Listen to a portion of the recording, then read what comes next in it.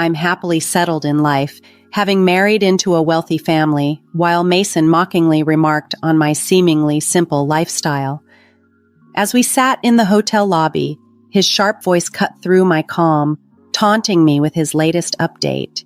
He boasted about his new wife, who is none other than the daughter of the president of Goldsmith Enterprises. Mason's laughter, tinged with pride, filled the air, but it was the mention of Goldsmith Enterprises that grabbed my attention. I knew that name, but couldn't quite place it at first. Then it clicked. Mason continued to gloat, unaware of the humor I found in his boasting. My name is Patricia, and I'm 37, living contentedly with my husband Mason.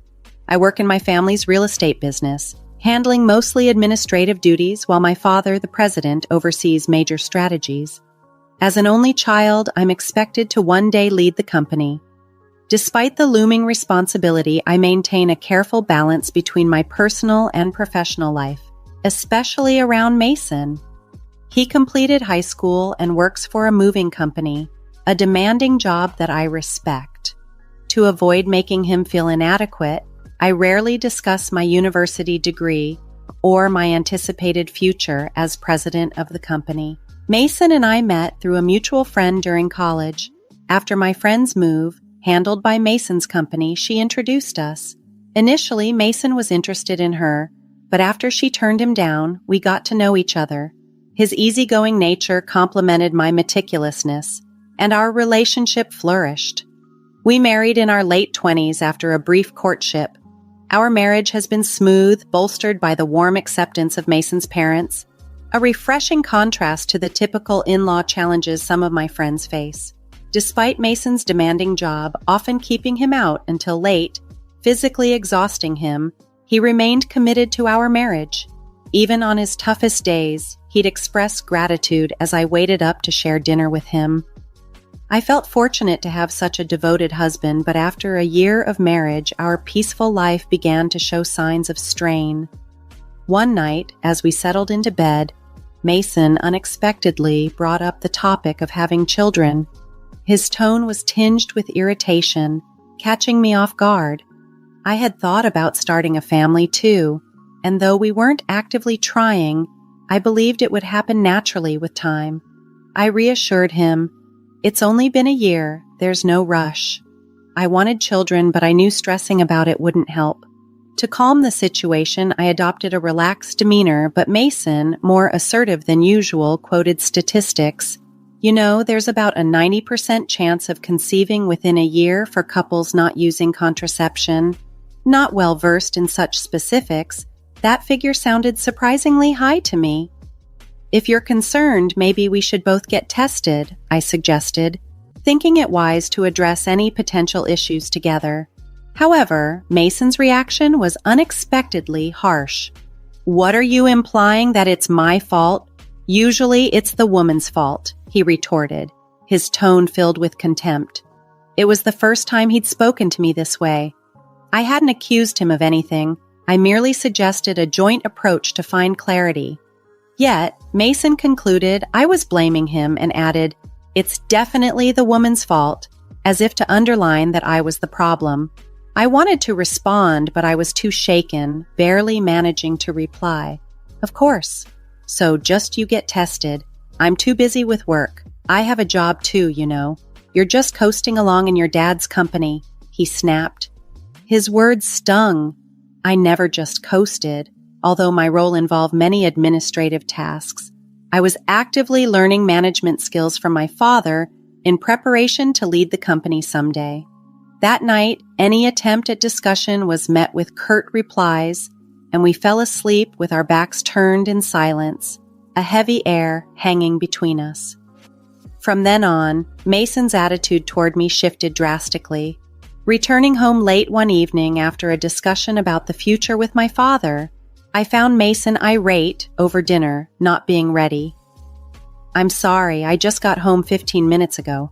I'll start cooking now. Just wait a little, please," I hurriedly explained, but Mason dismissed it. That's typical of a small company's boss's daughter. He didn't realize the scale of my father's business, a significant real estate company with hundreds of employees. His assumptions and the increasing bitterness made navigating our daily lives more challenging, casting a shadow over what had once been a loving and supportive relationship. Arguing seemed pointless as I hurried to the kitchen, promising Mason I'd cook immediately. "Have a drink and relax while you wait," I suggested, knowing how alcohol seemed to soothe him. It saddened me that our relationship had come to rely on his evening drinks to avoid tension. I despised being scolded, but if it helped keep peace, even temporarily, I reluctantly saw it as a necessary evil. The next day, Mason's cold demeanor lingered as he left for work, his parting words sharp. "Make sure dinner's ready when I get home." I exhaled deeply, my mind on the day ahead. I had scheduled a day off to visit the gynecologist for fertility testing, something Mason had insisted on, though he refused to participate himself. It was frustrating to go through this alone, but complaining wouldn't help. If the problem lay with me, I wanted to start treatment immediately. Understanding that fertility could decline with age, I was eager to address any issues soon. The clinic was crowded, and I waited an hour before my examination. After a series of tests, the doctor informed me that the results would be available at my next appointment. The possibility that I might be the one with fertility issues was daunting, but I was ready to take whatever steps were necessary. When Mason returned home that evening, I told him, "I went for the fertility test today." His response was curt.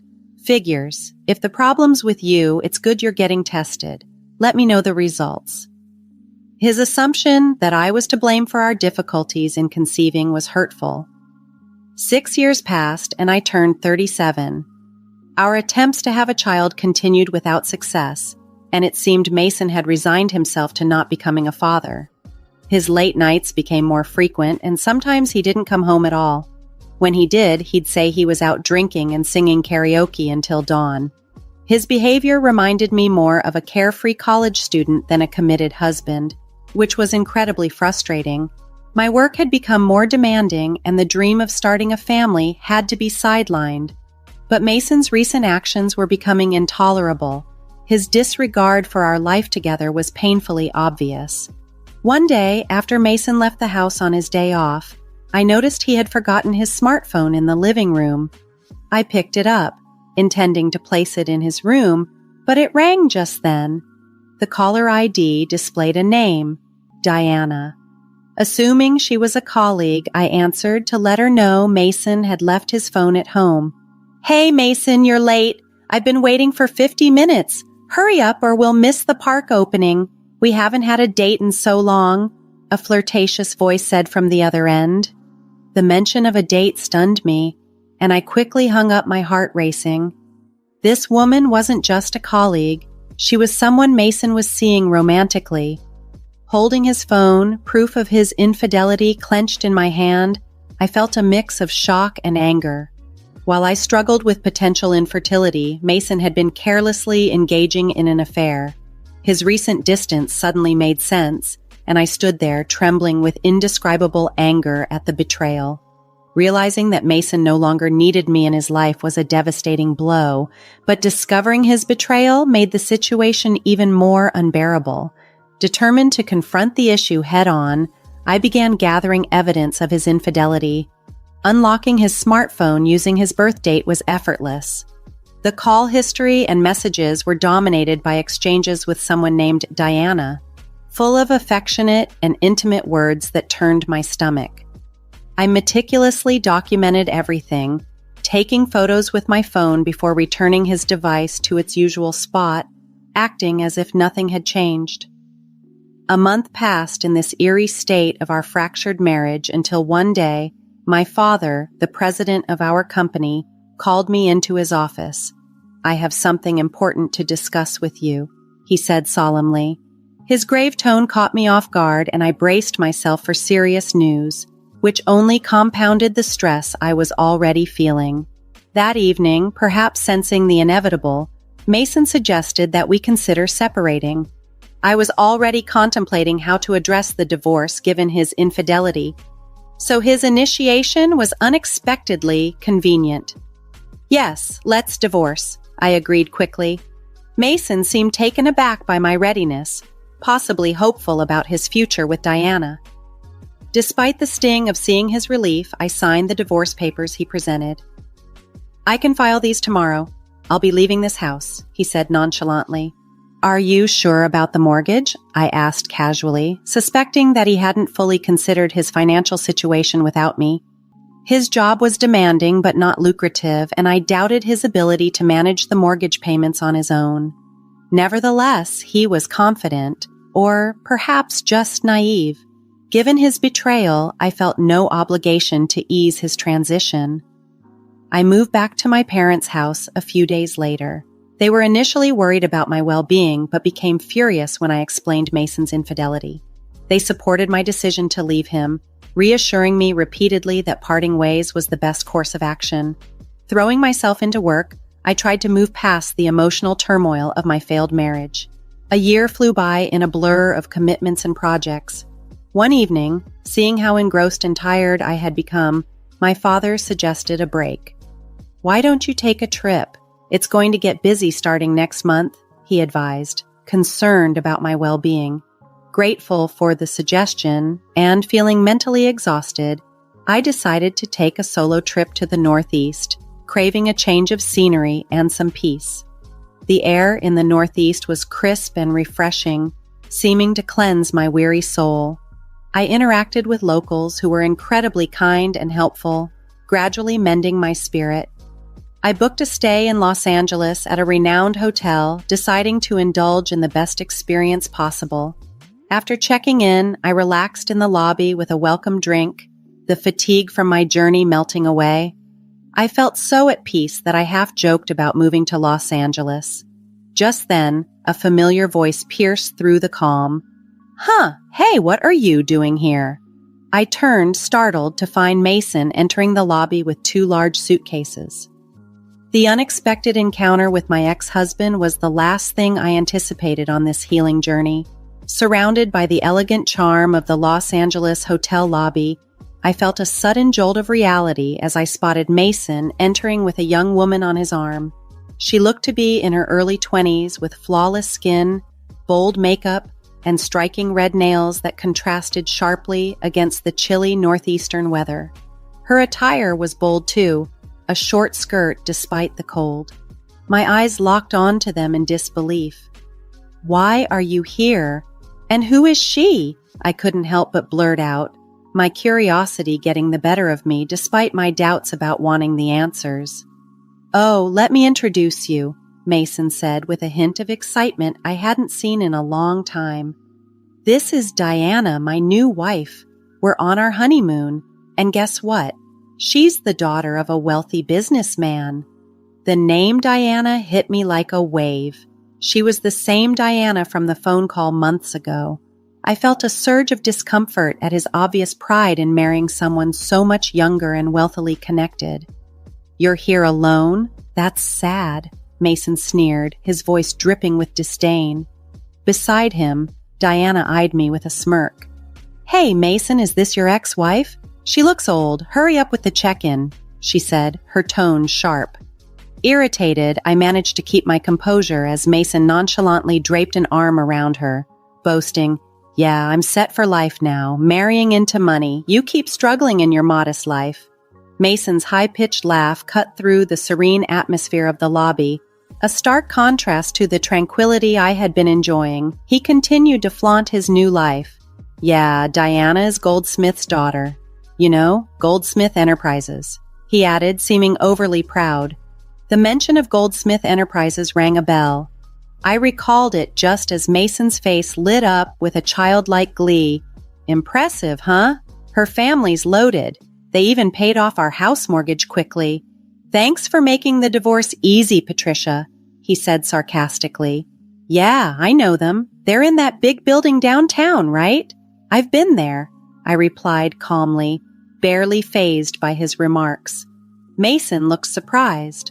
"Oh, you've been there? Well, her family owns a huge company, so breaking up with you was the right choice."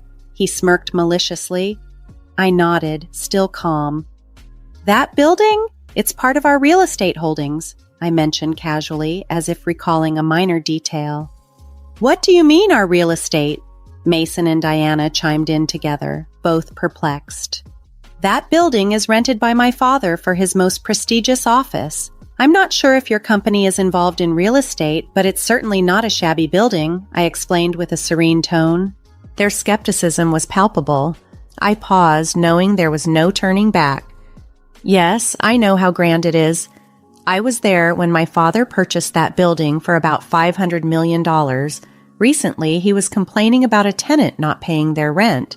Turns out it was your company. In fact, my father is a real estate magnate with assets worth $5 billion, and that building is one of them. Goldsmith Enterprises has been the tenant for the past few months, and they hadn't paid their rent, I revealed, watching their reactions closely. Diana burst out laughing, disbelief written all over her face. That can't be true. Our company's doing great, she claimed, still laughing, but the shock in her eyes told a different story. Despite the shock of seeing Mason with his new wife, I was determined not to be drawn into their drama. Yet Diana's loud claims that their company could surely pay the rent echoed around us, hinting at denial or deceit. Her tone was dismissive, suggesting I was lying just to create discord between her and Mason. Realizing a simple conversation wouldn't suffice, I pulled out my smartphone right there in the hotel lobby. I'm here with the daughter of Goldsmith Enterprises, I told my dad over the phone. Can you send me a photo of the rent reminder notice? Within moments, my father sent a clear image of the notice addressed to Goldsmith Enterprises, showing 4 months of unpaid rent. I showed the image to Mason and Diana, doubting they could dismiss it as fake given the immediate proof. See, if you don't pay soon, we might have to consider legal action. What are you going to do? I asked calmly. Diana's confidence wavered as she mumbled, come to think of it, Dad has been stressed lately, talking about slow sales and firing a lot of employees. Mason, however, seemed to spiral into denial, accusing me of fabricating the story to split them up. You're just trying to trick us and tear us apart, aren't you? You're still that kind of person trying to get back at me for remarrying. Your tactics are dirty, he shouted, causing me to step back, shocked by his loud, accusing voice. His words brought back painful memories of our marriage, of all the harsh things he had said when things got tough between us. But now, standing here, I was no longer the person who took his words silently. What are you even saying, Mason? Do you really think I still have feelings for you? How foolish. I've long been over a man like you. In fact, I feel sorry for Diana getting caught up with someone like you, I said, my voice steady but firm. Did you marry her just for her money? You had shallow reasons for marrying me too, like wanting to get married quickly and wanting kids. And who was it that left me when he found out we couldn't have kids? Who called me useless for being infertile? You're to blame for all of it, yet you think I still have feelings for you? You must be out of your mind. Mason's face turned red with anger. You're just an arrogant old hag. You probably can't even get married or have kids anymore. Diana and I are planning to have fun making a baby after this trip, he retorted, his voice thick with desperation. It was then I decided to reveal the truth, to finally put an end to his assumptions. Oh, I didn't mention it, but I'm 5 months pregnant. I'm in the stable phase of my pregnancy, so my dad suggested I take this trip to relax, I revealed calmly. That's right. After our divorce, I found someone who truly supports me. My boss at work, who happens to be a subordinate of my father. He has been a great support both personally and professionally.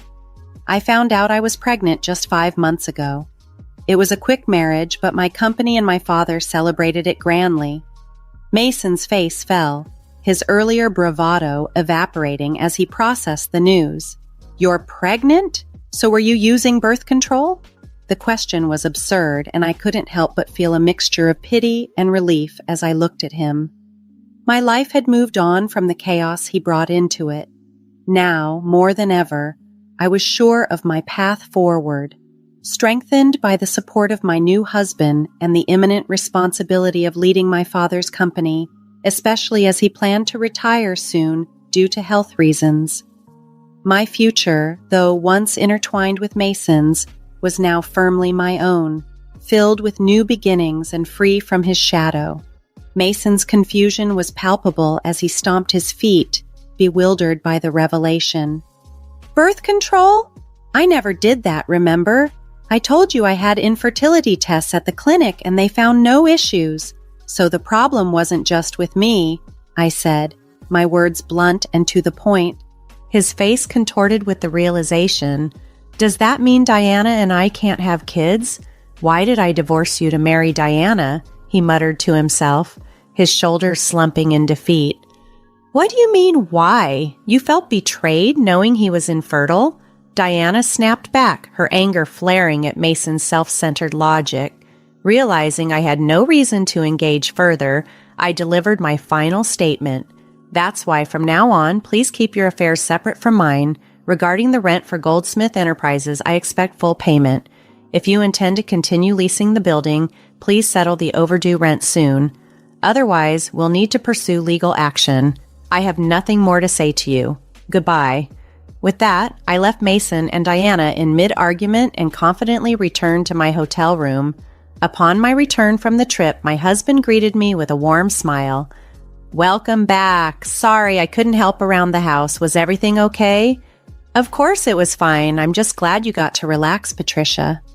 Thank you, he replied, his smile genuine and comforting. Since marrying my current husband, I've felt reassured daily, and thoughts of Mason have faded into the background. After that incident, I didn't see Mason again, but through my father's contacts, I learned that Mason and Diana's situation had worsened. Despite his initial belief that he was marrying into wealth, Mason discovered that Goldsmith Enterprises was steeped in debt. News had spread across TV channels about an employee at Goldsmith Enterprises embezzling millions from clients. Diana's father had known about the fraud but attempted to cover it up to protect the company's reputation. However, once the scandal became public, Goldsmith Enterprises stock plummeted, and the company lost its credibility. A mass exodus of employees followed. In such a dire state, it was clear they couldn't possibly cover their rent, let alone recover from the scandal. This turn of events reaffirmed my relief in having moved on from that chapter in my life, as I focused on a future filled with stability and genuine affection with my new husband.